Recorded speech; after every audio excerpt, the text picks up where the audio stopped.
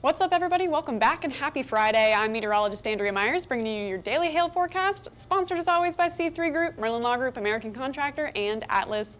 And they're linked there for you in the description, so go ahead and check them out. Today, we've got a few scattered storms possible across kind of that central corridor of the U.S., pretty much from the Rockies out to the mid-Atlantic. So we'll talk about your risks coming up, but then we're getting into the extended outlook. How's next week looking in terms of temperature? What about rain chances? Are we getting anything? Is the pattern going to shift? We'll talk about it. And then coming at you with the tropics at the end of the show here, we've got multiple disturbances on the horizon. We got Tropical Storm Franklin still kind of bopping around the mid-Atlantic. And then we do have one disturbance that's made its way into the Caribbean and is tracking towards the Gulf. So we'll take a look at it all here in a little bit. So currently it is pretty nice still across the south and southeast. If you're looking at the satellite now, if you're taking a look at temperatures, totally different there.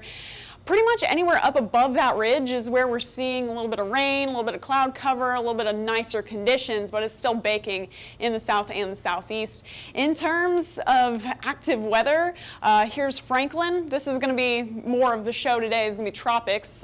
Just watching this guy spinning away towards the kind of north and west corridor of the Atlantic, not really expected to impact most people on land. And then the rest of us are just seeing those scattered risks associated with this big old ridge that's just kind of locked into place through the South Plains, through the southeast.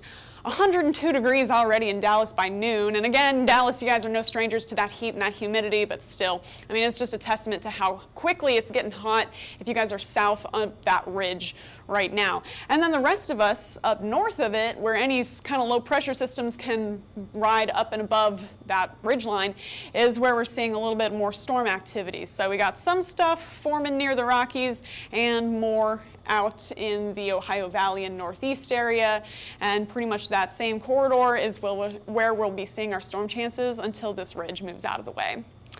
There's your feel like temperatures feeling bad outside. If you're pretty much anywhere in the south, 110 in Dallas for your heat index, 102 already in Oklahoma City, so nice and steamy. If you guys are anywhere, again, pretty much south of like Minnesota, we're starting to see those triple digits in place here, 111 degrees in St. Louis. So needless to say, we're going to be talking about all the heat advisories here in a minute.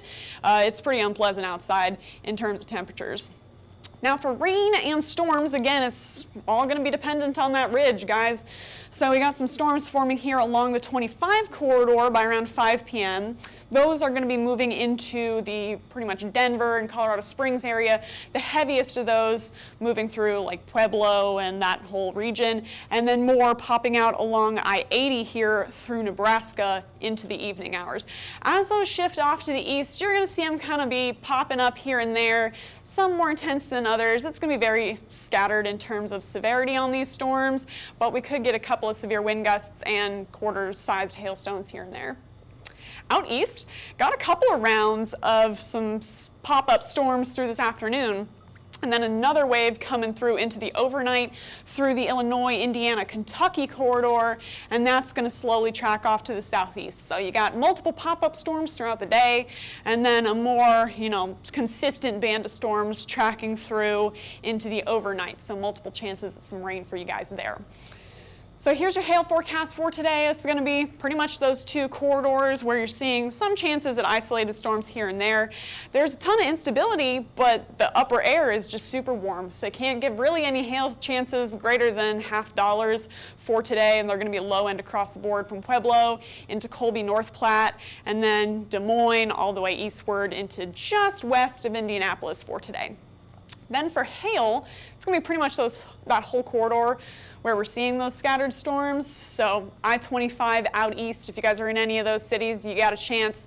Specifically Springfield into Louisville, got a better chance at seeing high winds with, again, those pop-up storms that we'll see for the next afternoon and evening. And then you got that second wave into the overnight. So a couple of chances of severe wind for you guys. But if you're in Charleston, Washington, D.C., even Norfolk, you guys still have a chance to see some 60s into today. Then there's that heat. Now, if you guys are in any of those pink or red areas, not only have a chance to see some heat, but it's already happening, all right? So excessive heat warnings, if you guys are in any of that pink or purple, heat advisories, where we're seeing that kind of like salmon color, and then down through the desert Southwest, you got those excessive heat watches in effect right now. Across the board, we're seeing 100 to 110 pretty consistently, but in that excessive heat warning area, some people locally could see up to 120-degree heat indices. So basically, bottom line, drink lots of water, get inside, get in the shade if you can.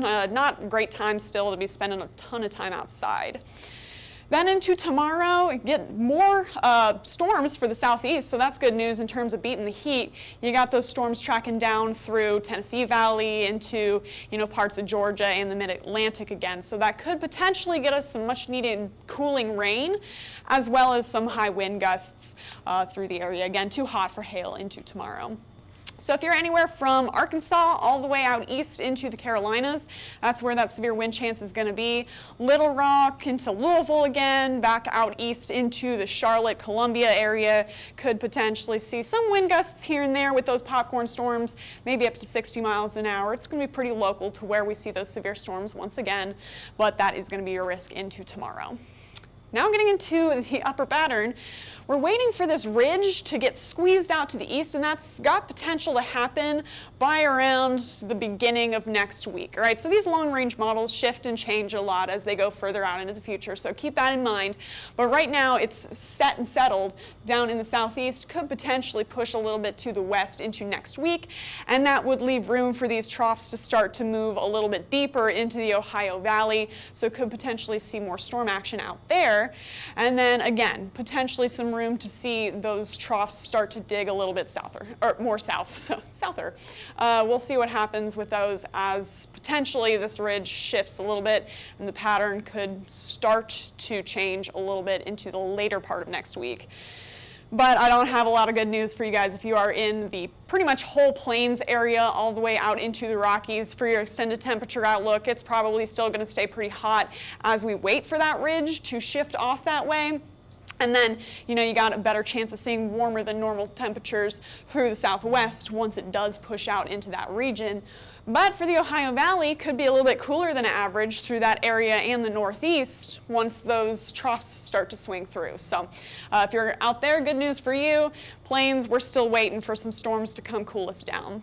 So should probably stay dry through that same area. And then if you guys are out through New England, you could potentially see near normal or a little bit above normal for your rain chances. And then same with the just the whole pretty much west there with any troughs that swing through that way as well. But not really much of a change for the Central Plains, unfortunately.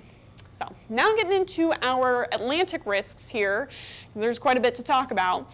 We got Tropical Storm Franklin. This is not doing a whole lot in terms of impacting land, but I mean, it's still a named storm doing 50-mile-an-hour winds right now. Could potentially see that intensify as it tracks up into the North and West Atlantic, 110 miles an hour, so quickly potentially becoming a Category 2 hurricane into your Monday. And then as that continues to swing up to the north, you're going to probably see it start to dip down in terms of intensity once it moves into those cooler waters, but still potential to see hurricane status on Franklin into next week.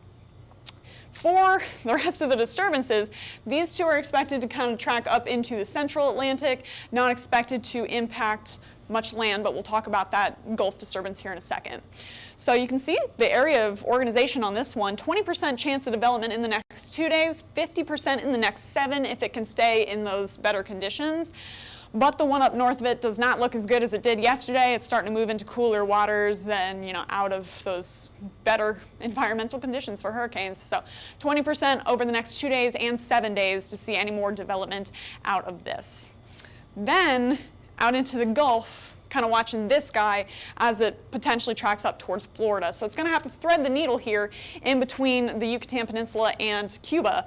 But, you know, two days formation chance is only going to be 30% as it makes its way out of the Caribbean.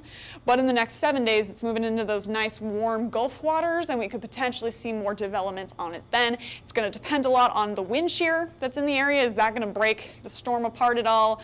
But, you know, Gulf waters are looking real nice and warm, and anything that does track up that way, if everything else lines up, we could potentially see another named storm out of this one as it moves up to the northeast. So, if you guys are in the Gulf Coast, stay tuned and we'll let you know what's happening with that over the next 7 days, but that's what we got for you guys for now. So, if you want more information or to stay tuned to our updates, you can follow us on YouTube, Facebook, Instagram, Twitter, and TikTok. Hit See First on Facebook so you never miss a live video, and smash that subscribe button everywhere else. And then if you want to get in contact with us, you can go ahead and give us a call at 855-334-4245.